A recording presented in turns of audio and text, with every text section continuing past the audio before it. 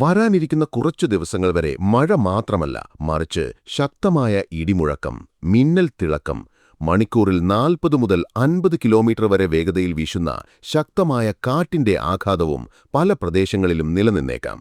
ചില സ്ഥലങ്ങളിൽ കാറ്റിന്റെ വേഗത മണിക്കൂറിൽ 60 കിലോമീറ്റർ വരെയും എത്തിയേക്കാം. ഇത്തരമൊരു സാഹചര്യത്തിൽ നിങ്ങളുടെ പ്രദേശത്ത് പെട്ടെന്ന് കറുത്ത മേഘങ്ങൾ മൂടുകയോ ശക്തമായ കാറ്റ് വീശാൻ തുടങ്ങുകയോ അല്ലെങ്കിൽ മിന്നൽ തിളങ്ങുകയോ ചെയ്താൽ ഒട്ടും വൈകാതെ ഏതെങ്കിലും സുരക്ഷിതമായ ഉറപ്പുള്ള കെട്ടിടത്തിനുള്ളിലേക്ക് പോകുക.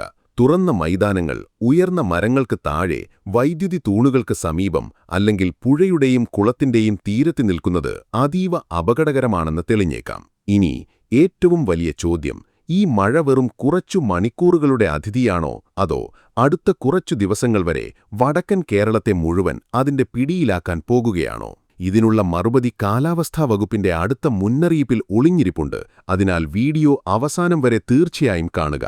കാരണം ഇനി വരാനിരിക്കുന്ന വിവരങ്ങൾ ലക്ഷക്കണക്കിന് ആളുകൾക്ക് അതീവ പ്രധാനമാണെന്ന് തെളിഞ്ഞേക്കാം. തെക്കൻ ഗുജറാത്ത് തീരം മുതൽ വടക്കൻ കേരള തീരം വരെ രൂപപ്പെട്ട തീരദേശ ന്യൂനമർദ്ദ മേഖല ഇപ്പോഴും സജീവമായി തുടരുന്നു. ഇതേ കാരണത്താൽ കേരളത്തിലും മാഹിയിലും തുടർച്ചയായ ഇടവിട്ടുള്ള നേരിയതോ മിതമായതോ ആയ മഴയുടെ ഘട്ടം തുടരുമെന്ന് പ്രവചിക്കപ്പെടുന്നു. ഈ കാലാവസ്ഥാ സംവിധാനം കാരണം വടക്കൻ കേരളത്തിലെ ജില്ലകളിൽ കനത്ത മഴയ്ക്കുള്ള സാധ്യത കൂടുതലായി നിലനിൽക്കുന്നു. കാലാവസ്ഥാ വകുപ്പ് വ്യക്തമായി പറഞ്ഞിട്ടുണ്ട്, കണ്ണൂരിലും കാസർഗോഡും ഏറ്റവും കൂടുതൽ ജാഗ്രത പാലിക്കേണ്ടതുണ്ടെന്ന്. അതേസമയം എറണാകുളത്തും തൃശൂരും പാലക്കാടും മലപ്പുറവും കോഴിക്കോടും വയനാടും എന്നിവിടങ്ങളിലും കനത്ത മഴ കാരണം പ്രാദേശിക തലത്തിൽ വെള്ളക്കെട്ടും ഗതാഗത തടസ്സവും ഉണ്ടായേക്കാം. നദികൾ നേരത്തെ തന്നെ കരകവിഞ്ഞൊഴുകുന്ന പ്രദേശങ്ങളിൽ ആളുകൾക്ക് അതീവ ജാഗ്രത പാലിക്കാൻ നിർദ്ദേശം നൽകിയിട്ടുണ്ട്. നിങ്ങൾ കേരളത്തിലെ ഏതെങ്കിലും ജില്ലയിലാണ് താമസിക്കുന്നതെങ്കിൽ ഇപ്പോൾ തന്നെ കമന്റ് ചെയ്ത് നിങ്ങളുടെ ജില്ലയുടെ പേര് തീർച്ചയായും എഴുതുക. അങ്ങനെ മറ്റു പ്രേക്ഷകർക്കും ഏതു പ്രദേശത്താണ് കാലാവസ്ഥയുടെ ആഘാതം ഏറ്റവും കൂടുതൽ കാണപ്പെടുന്നതെന്ന് അറിയാൻ സാധിക്കും. ഓരോ വലിയ കാലാവസ്ഥാ മുന്നറിയിപ്പും ഏറ്റവും ആദ്യവും ഏറ്റവും കൃത്യവുമായ വിവരങ്ങളോടെ നിങ്ങളിലേക്ക് എത്തണമെന്ന് നിങ്ങൾ ആഗ്രഹിക്കുന്നുണ്ടെങ്കിൽ വീഡിയോ ലൈക്ക് ചെയ്യുക. ഞങ്ങളുടെ ചാനൽ സബ്സ്ക്രൈബ് ചെയ്യാൻ ഒട്ടും മറക്കരുത്. കാരണം അടുത്ത കുറച്ചു മണിക്കൂറുകൾക്കുള്ളിൽ കാലാവസ്ഥയുടെ സ്വഭാവം വീണ്ടും മാറിയേക്കാം. അടുത്ത മുന്നറിയിപ്പ് മുമ്പത്തേതിനേക്കാൾ വലുതായേക്കാം. സമുദ്രമേഖലകൾക്കുള്ള മുന്നറിയിപ്പും അതീവ ഗൗരവകരമാണ്.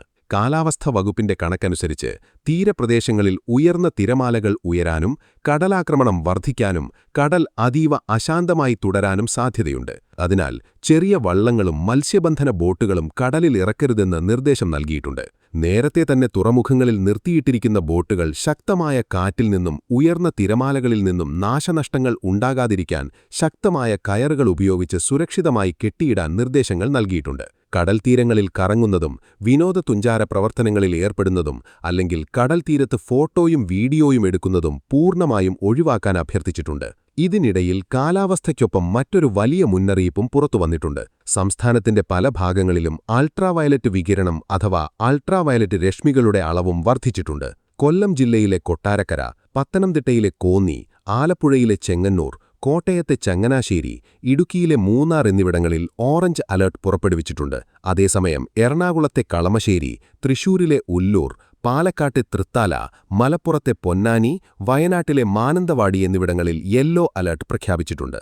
ഇതിന്റെ അർത്ഥം മഴയ്ക്കിടയിൽ വെയിൽ വരികയാണെങ്കിൽ അതിന്റെ അൾട്രാവയലറ്റ് രശ്മികൾ ചർമ്മത്തിലും കണ്ണുകളിലും ഗുരുതരമായ ആഘാതമുണ്ടാക്കിയേക്കാം. രാവിലെ മുതൽ ഉച്ചവരെ ശക്തമായ വെയിലുള്ള സമയത്ത് അനാവശ്യമായി പുറത്തിറങ്ങരുതെന്ന് ആരോഗ്യ വിദഗ്ധർ നിർദ്ദേശിച്ചിട്ടുണ്ട്. പുറത്തു പോകേണ്ടത് അത്യാവശ്യമാണെങ്കിൽ കുട, തൊപ്പി, സൺഗ്ലാസ്, ശരീരം മുഴുവൻ മൂടുന്ന കോട്ടൺ വസ്ത്രങ്ങൾ എന്നിവ ഉപയോഗിക്കുക. ദീർഘനേരം വെയിലത്ത് നിൽക്കുന്നത് സൺബേൺ, ചർമ്മസംബന്ധമായ പ്രശ്നങ്ങൾ, കണ്ണുരോഗങ്ങൾ, ശരീരത്തിൽ ജലാംശം കുറയുന്നത് തുടങ്ങിയ ബുദ്ധിമുട്ടുകൾ വർദ്ധിപ്പിച്ചേക്കാം. പ്രത്യേകിച്ച് കർഷകർ, നിർമ്മാണ പ്രവർത്തനങ്ങളിൽ ഏർപ്പെട്ടിരിക്കുന്ന തൊഴിലാളികൾ, മത്സ്യത്തൊഴിലാളികൾ, വിനോദതുഞ്ചാരികൾ, തുറസായ സ്ഥലങ്ങളിൽ ജോലി ചെയ്യുന്നവർ എന്നിവർക്ക് അതീവ ജാഗ്രത പാലിക്കാൻ നിർദ്ദേശം നൽകിയിട്ടുണ്ട്. നിങ്ങൾ കേരളത്തിലെ ഏതെങ്കിലും ജില്ലയിലാണ് താമസിക്കുന്നതെങ്കിൽ ഇപ്പോൾ തന്നെ കമന്റ് ചെയ്ത് നിങ്ങളുടെ ജില്ലയുടെ പേര് തീർച്ചയായും എഴുതുക. അങ്ങനെ മറ്റു പ്രേക്ഷകർക്കും ഏത് പ്രദേശത്താണ് കാലാവസ്ഥയുടെ ആഘാതം ഏറ്റവും കൂടുതൽ കാണപ്പെടുന്നതെന്ന് അറിയാൻ സാധിക്കും. ഓരോ വലിയ കാലാവസ്ഥാ മുന്നറിയിപ്പും ഏറ്റവും ആദ്യവും ഏറ്റവും കൃത്യവുമായ വിവരങ്ങളോടെ നിങ്ങളിലേക്ക് എത്തണമെന്ന് നിങ്ങൾ ആഗ്രഹിക്കുന്നുണ്ടെങ്കിൽ വീഡിയോ ലൈക്ക് ചെയ്യുക, ഞങ്ങളുടെ ചാനൽ സബ്സ്ക്രൈബ് ചെയ്യാൻ ഒട്ടും മറക്കരുത്. കാരണം അടുത്ത കുറച്ചു മണിക്കൂറുകൾക്കുള്ളിൽ കാലാവസ്ഥയുടെ സ്വഭാവം വീണ്ടും മാറിയേക്കാം. അടുത്ത മുന്നറിയിപ്പ് മുമ്പത്തേതിനേക്കാൾ വലുതായേക്കാം. നിലവിൽ കേരളത്തിലുടനീളം ആളുകൾ ജാഗ്രത പാലിക്കാനും പ്രാദേശിക ഭരണകൂടത്തിന്റെയും കാലാവസ്ഥാ വകുപ്പിന്റെയും നിർദ്ദേശങ്ങൾ പാലിക്കാനും കിംവദന്തികളിൽ നിന്ന് വിട്ടുനിൽക്കാനും ആവശ്യമാണ്.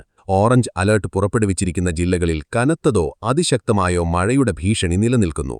അതേസമയം യെല്ലോ അലർട്ടുള്ള പ്രദേശങ്ങളിലും കനത്ത മഴ, ഇടിമിന്നൽ, ശക്തമായ കാറ്റ്, വെള്ളക്കെട്ട്, ഉരുൾപഴുത്ത്, തീരദേശ മേഖലകളിൽ ഉയർന്ന തിരമാലകൾ തുടങ്ങിയ സാഹചര്യങ്ങൾ ഏതു സമയത്തും ജനജീവിതത്തെ ബാധിച്ചേക്കാം.